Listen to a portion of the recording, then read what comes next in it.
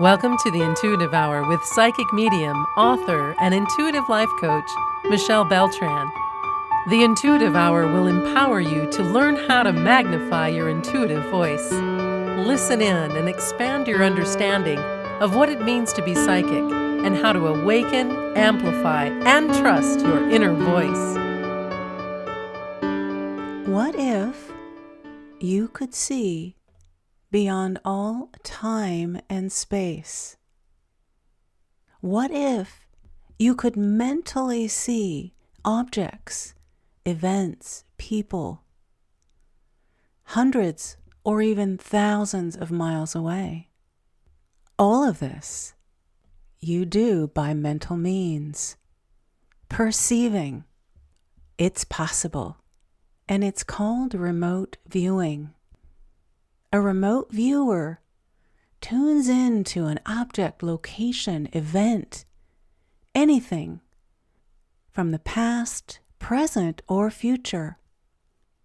They do this by mental means, and they receive accurate information, details, names, dates, specific information about this person, place, or event.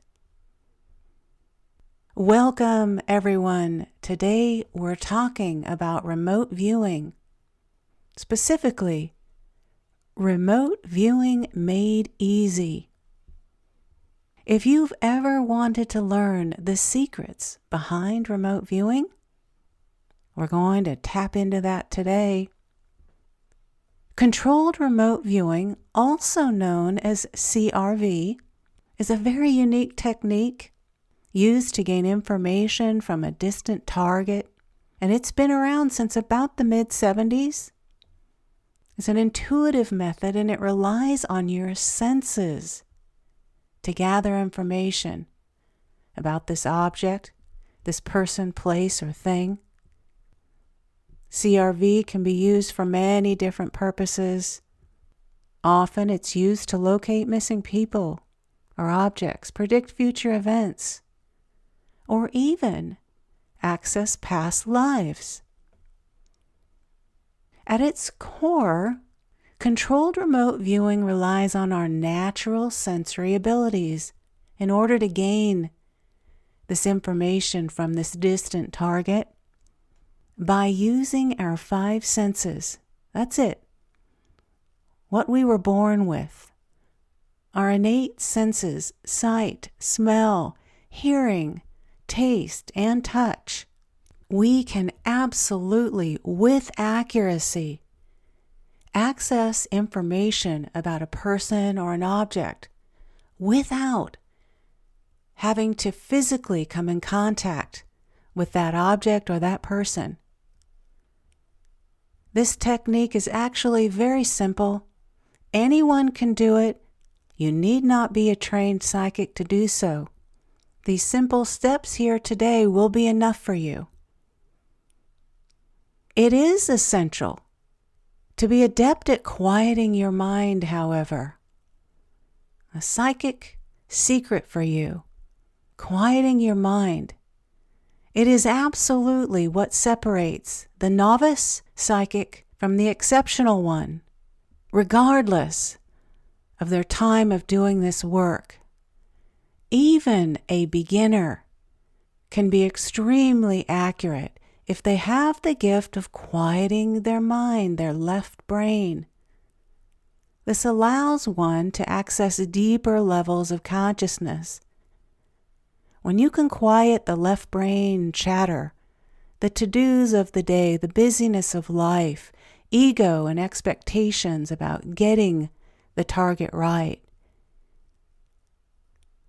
that's what allows the conscious, high vibration, accurate stream of information to enter. We sometimes call it pollution, as it's referred to in the controlled remote viewing world. So your best friend, your best tactic will be to quiet that left brain and release the pollution so you can receive accurate information. I recommend you revisit the episodes here at the Intuitive Hour where I talk about quieting the mind, breathing, meditating, to close the left brain and open to the right brain and access pure flow of high vibration information. It truly is essential, everyone, that remote viewers find a way to remove those outside distractions from their surroundings and learn how to focus on their thoughts, on the task at hand, in order to prevent that left brain chatter to come in. So, create an atmosphere in which you're able to quiet your mind and relax. That sacred space, if you will. Also here at the Intuitive Hour, I have an episode on creating that sacred space. Everyone must have a place to go to, a place to close the door behind them and be, wherever that is. It need not be decorated. It actually can move and be mobile. It just needs to be where you can relax and release and quiet your mind. In the episode of how to create a sacred space, I talk about turning on calming music, painting, or engaging in meditation exercises.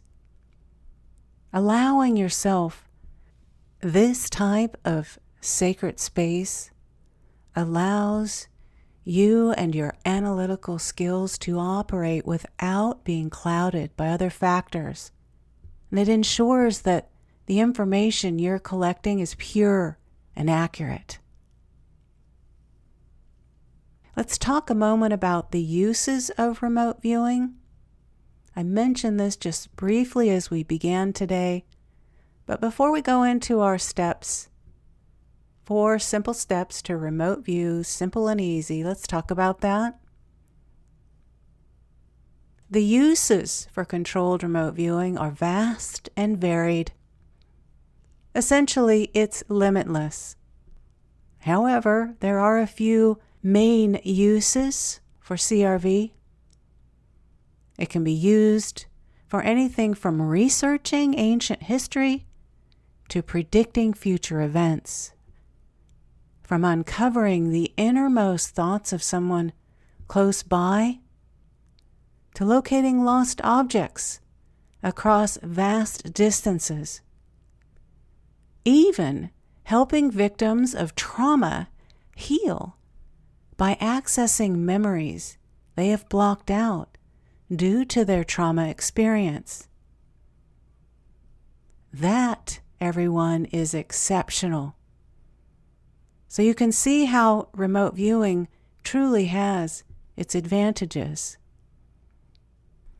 Individuals and organizations use it to locate missing people or objects. As we've mentioned, one can look into their own past or future experiences. In some instances, remote viewing has even been employed by law enforcement to gain insider knowledge of a situation or a crime. The remote viewing technique not only has its roots in parapsychology, but it's also considered quite useful today in its ability to provide valuable insight and potential warning signs, which could prevent emergency situations. No matter your purpose, though, whatever your intention to learn controlled remote viewing, understanding the basic principles behind this powerful tool is essential before attempting to use it yourself. It can be very beneficial in a number of applications, as you now know, and it continues to be researched by many, many experts in the industry in hopes of unlocking further mysteries about the world we live in. I hope you'll continue to learn about it. And on that note, let's segue right into some simple steps. 4 simple steps to remote view to get you started. Controlled remote viewing, everyone, is not something that should be taken lightly or done without guidance from an experienced professional. That being said, here are 4 simple steps you can take if you want to try this technique yourself and begin to learn more about it and its effectiveness, accuracy, and support in your life going forward. All right, step 1. Create an intentional state of mind through, as I've talked about earlier, relaxation. So, be in a quiet, seated position, a sacred space where you're uninterrupted. And just breathe deep. Quiet that mind. Sit upright, meeting the moment in dignity. Have your palms placed on your lap in an upright, receptive position, as you would expect in any kind of spiritual, meditative, high vibration, psychic, intuitive, healing kinds of space. We want to quiet our mind. We want to breathe, whatever helps us achieve that space of mental clarity, of letting go of the to-dos of the day. And with that quieting, I want to remind you of the intention that you hold to be present in this moment, the intention that you hold to quiet your mind and to remote view. One quick tip as a means to quiet your mind and be in this intentional space. In the moments prior, take out a piece of paper and we're going to purge everything on your mind through what I call automatic kind of writing. So, whatever's on your mind, write it. Your subconscious is releasing through the writing. Shopping, errands to run later, phone calls to make, business endeavors, people to meet, to-dos for the pets. Whatever it is, write it out. Any nerves, any ego, the need to nail the target and get it right, write that out as well. As you do so, all releases from your space. No exceptions. Your subconscious is hearing you. Just an extra little tip as you begin. Step 2. Establish a connection with the target you wish to review. A note on that. What target? I encourage you to search for target photo generators online. There are many of them. Or you might try having a friend join you in this and finding a target image for you. Either are fine. Establish a connection with that target that is unbeknownst to you. You might imagine a screen out in front of you, a chalkboard, a TV screen. We call this a reading screen, and it can be made of whatever you like. A computer screen. Create a space out in front of you. Then create a tether between the area of your third eye, just above your brow and the center of your forehead. Create a tether, an energy cord, from that location to the screen. Establish that connection. Remember, you have an intention. Now, simply receive signals from your unconscious mind regarding what you're sensing or seeing. We want you to relax and perceive in this third step. Use your senses of sight, sound, taste, touch, and smell to perceive. If it's helpful, reach out and touch the air. From an energy perspective, what do you feel? At first, you may get small bits of perception. They might feel fragmented. They might seem like they don't make any sense at all. That's all right. That's normal, not to worry. Continue to observe. Use your senses. Sight, smell, taste, touch, and sound. Mentally record anything that's coming in. Is there a sense this is a person or a structure? What do you hear? People talking? Is there water? Look under your feet. What are you standing on? Completely immerse with this location, with this target, and just perceive. As you finish and wind down, interpret those signals into language. Whatever you perceived, report it by writing it down, taking some notes, and summarizing all of the senses you perceived. Try not to judge any of the information or second guess it. Here's another tip. Write everything down. Don't leave anything out. So very often, a remote viewer will actually perceive and receive accurate, valid information, but they think it's silly, or they think it couldn't possibly be. That's the left brain. Yet that information was accurate. So be sure to write everything down. Also, remember that the target can inspire emotions like joy or excitement, fear, worry. If you feel an emotion, be sure to write this down and any related descriptors. In a remote viewing session, the target will rarely be what you think. Thinking is left brain. Thinking is mind work from the brain. It's fraught with ego. Rather, the target will be what naturally and with ease presents itself to you. That's it, everyone. These are the simple 4 steps to remote view. It's so much easier than most think. Be sure to review and analyze the accuracy of your findings through the feedback of the target. If you're working with someone, of course, this would be the time to have them provide you with the image that you were remote viewing.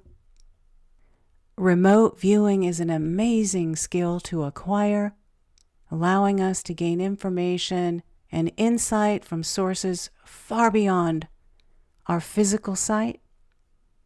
It does require patience, practice, and focus.